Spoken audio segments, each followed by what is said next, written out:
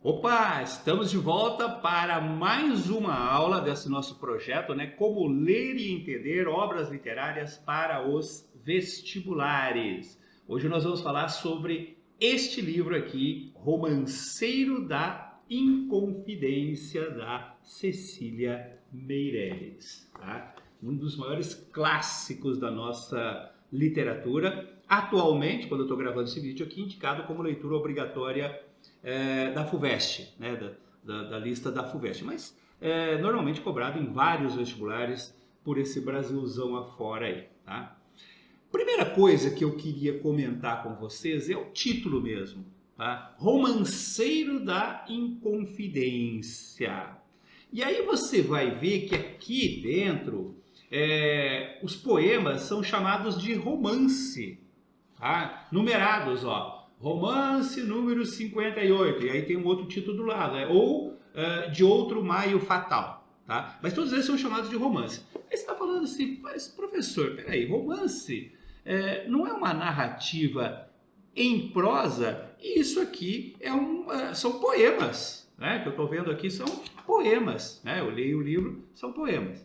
Então eu queria começar exatamente com isso aqui, ó, a estrutura narrativa. Na verdade, gente, romance na Idade Média eram narrativas feitas em versos, tá? Depois, que a gente chama de Idade Moderna na literatura, né? A partir ali da Revolução Francesa, principalmente, é que o romance, como nós temos hoje, passou a ser uma narrativa em prosa, tá? Foi substituído gradativamente pela prosa. Mas normalmente você tinha narrativas feitas em versos. Os Lusíadas é um grande exemplo disso também, já do período clássico ali, tá? Na Idade Média, romanceiro eram textos escritos em versos, mas com um teor narrativo, tá? Depois virou narrativa em prosa. Então, esses romances que aparecem no livro, né, e o título romanceiro, referem-se a narrativas. Só que aí tem outro detalhe. A narrativa, normalmente, ela é voltada para aspectos externos, né? Geralmente tem um teor mais épico, narrar grandes fatos, grandes acontecimentos e tal. As narrativas desta obra aqui, elas são líricas, ou seja, realmente são poemas, né? Com alto teor de lirismo. E aí você pensa assim, mas peraí, então tem outro probleminha, né? Porque a narrativa foca elementos externos ao narrador, né? Ou mesmo que sejam fatos dos quais ele participa, né? Que ele seja personagem, protagonista, como que esses fatos acontecem num ambiente social, né? Da sua relação com outras pessoas, com o ambiente e assim por diante. O lirismo, você aprendeu isso, né? Em teoria literária, o lirismo é a expressão da subjetividade. Então você escreve um texto lírico para expressar o seu sentimento, as suas emoções, seu ponto de vista, seu posicionamento e tal. E você escreve um texto narrativo para contar uma história, tá? Sua ou de terceiros.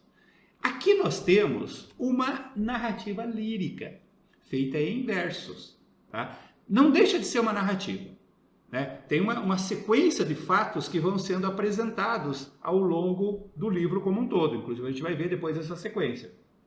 Só que são fatos, e esses fatos são ligados a acontecimentos históricos, né? Principalmente o movimento da Inconfidência, que foi pesquisado pela autora. Só que esses fatos, eles são recriados pela livre imaginação e recheados com as emoções da autora, Cecília Meirelles, tá? Ou seja, ela se empolgou com essa história, ela foi lá, ela pesquisou, né, buscou esses fatos históricos, mas ela, ao criar a sua obra, o seu Romanceiro da Inconfidência, ela deu a sua roupagem pessoal, né? Ela usou da sua imaginação, né, nessa recriação das cenas, e principalmente ela deixa transparecer o seu ponto de vista pessoal,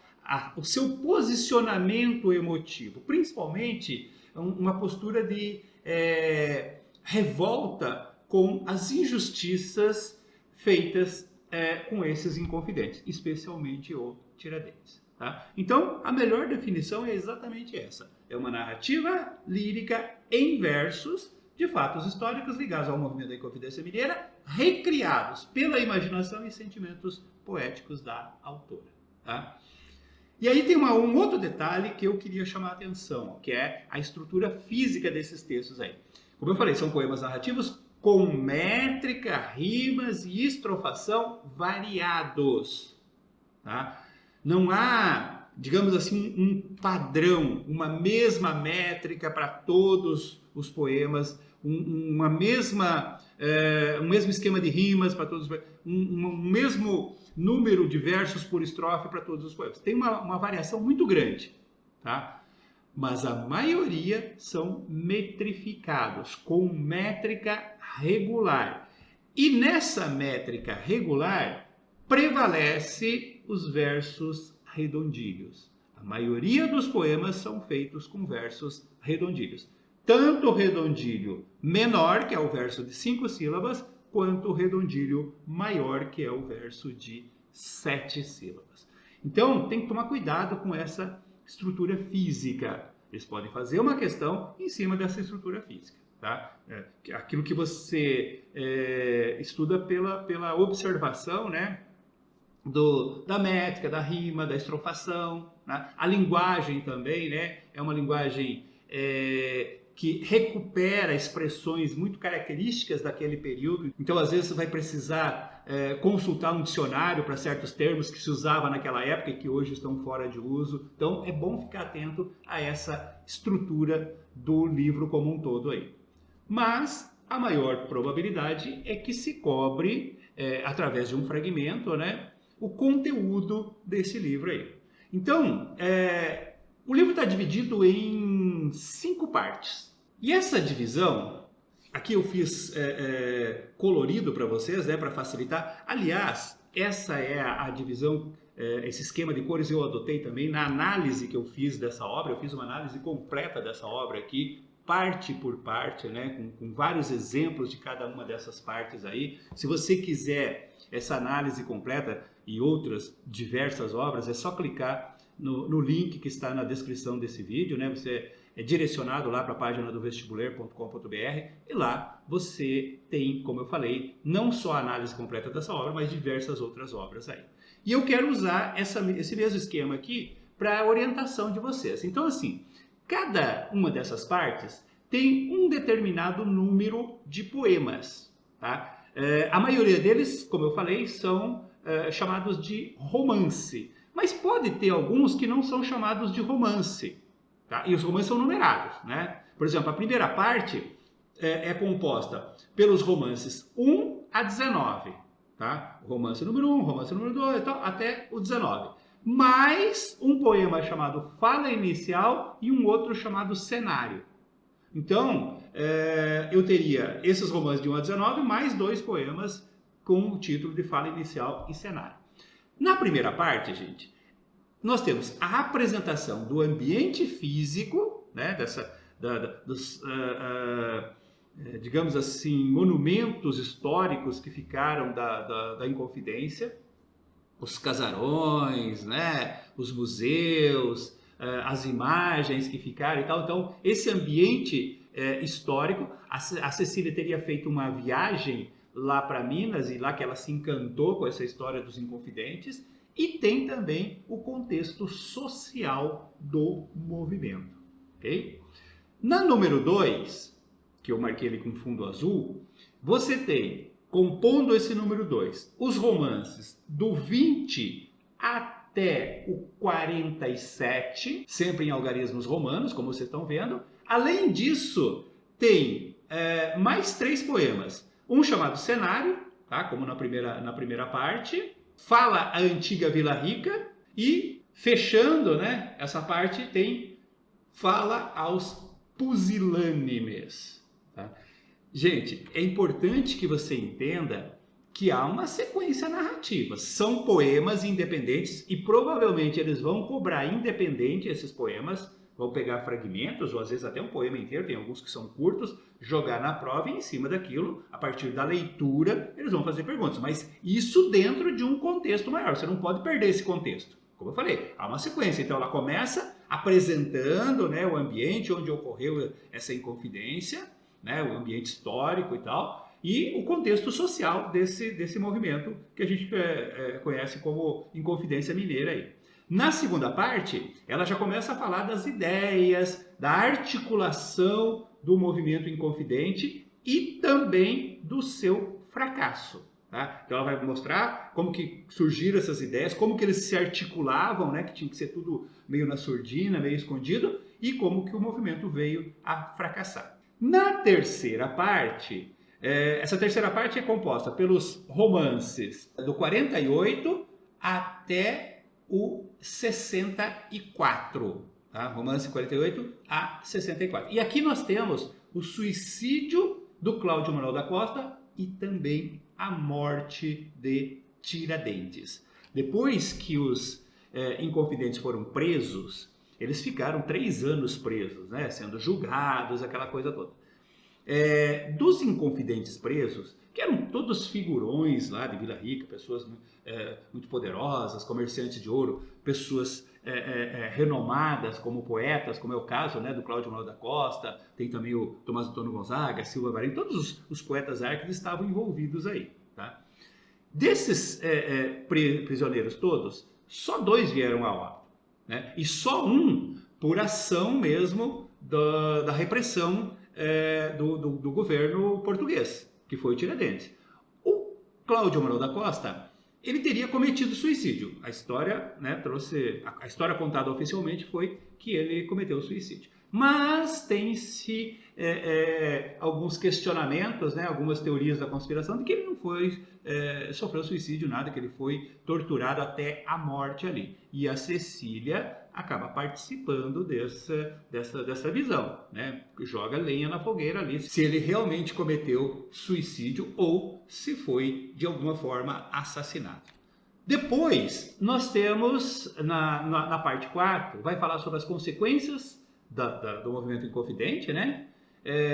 Para o Tomás Antônio Gonzaga e para o Alvarenga Peixoto, que são 2 grandes poetas do período, especialmente o Tomás Antônio Gonzaga. Uma das histórias mais belas da nossa história literária é a história de Marília de Dirceu. O Tomás Antônio Gonzaga é autor, né, dos versos Marília de Dirceu. Versos esses, né, poemas esses que ele fez para uma moça chamada Maria Doroteia, que ele chamava de Marília. Tá? Ele estava apaixonado por ela, estava planejando se casar, estavam organizando o casamento. Quando estourou a Inconfidência, ele foi preso e foi depois deportado. Como eu falei, só 2 dos inconfidentes morreram, os outros foram expulsos. Depois de 3 anos, eles foram expulsos do Brasil, deportados. A maioria alguns para Portugal, mas a maioria para colônias portuguesas. E o Tomás Antônio Gonzaga foi mandado para Moçambique, selando assim a sua separação definitiva da sua amada Marília. Tá? A gente vai falar um pouquinho sobre isso depois também. E finalmente nós temos a conclusão.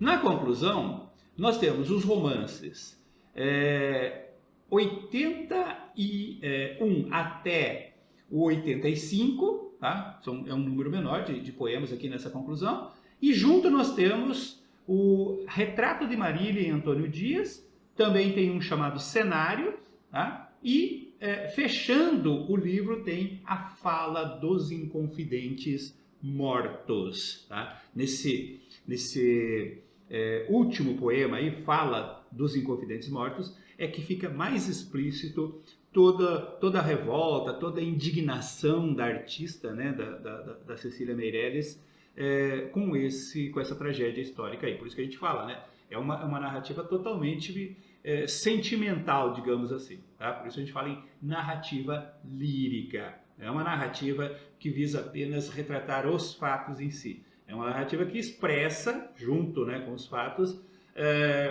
toda o sentimentalismo, toda a indignação, né, toda a revolta da autora, né, na voz do eu lírico, que se manifesta através dos versos ali.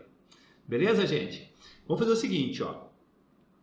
Nós vamos deixar isso aqui como aula número 1, tá? E eu vou fazer ainda uma segunda aula para completar isso aí, para não ficar uma aula muito longa. Nessa segunda aula, eu vou falar um pouco sobre cada uma dessas partes, vou mostrar exemplos de cada uma dessas partes para vocês. Certinho? E se você, por acaso, caiu de paraquedas agora no canal, não conhece ainda, não deixa de se inscrever. A gente está trazendo toda semana vídeos dessa forma, né? Como ler e entender obras para o vestibular. Tem vídeos também para o Enem, Desafio Enem. Logo nós vamos começar com resumos gerais, né, de literatura para o vestibular, para os vestibulares, para o Enem. Enfim, tem muita coisa boa aí no canal. Vai lá, se inscreve, aciona o sininho para você não perder nenhum desses vídeos aí.